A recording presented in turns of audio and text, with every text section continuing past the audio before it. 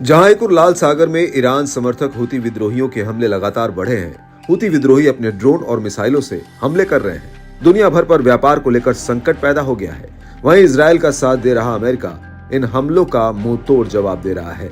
लेकिन अब लाल सागर के बाद ओमान की खाड़ी में भी तनाव बढ़ता दिख रहा है। एक बार फिर से ईरान अमेरिका आमने सामने आ गए हैं।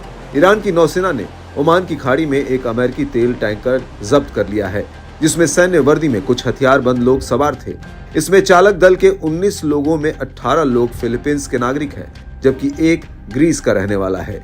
ईरानी रिवोल्यूशनरी गार्ड्स की नौसेना बलों ने खुद इस बात की पुष्टि की है। अमेरिका पर लगाया तेल चुराने का आरोप।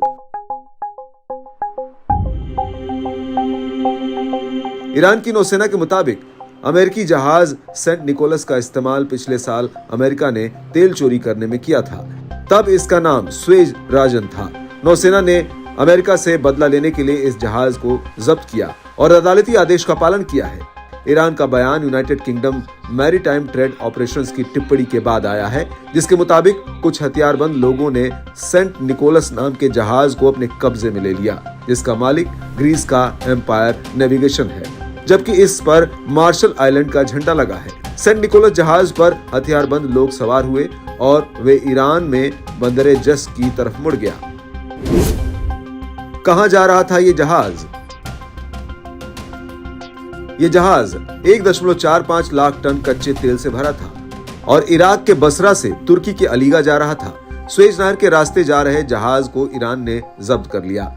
साल 2023 में अमेरिका ने स्वेज राजन पर लदे ईरान के 9.80 लाख बैरल कच्चे तेल को जब्त कर लिया था। अमेरिकी न्याय विभाग के मुताबिक तेल ग्रीक के प्रतिबंधित टैंकर की मदद से बेचा जा रहा था। इसका इस्तेमाल ईरान के इस्लामिक रेवोल्यूशनरी गार्ड कॉर्प्स के लोग कर रहे थे और तेल चीन को बेचा जा रहा था। बाद में अदालती कार्रवाई हुई तो जुर्माना भरना पड़ा और जहाज का नाम ही बदल दिया गया।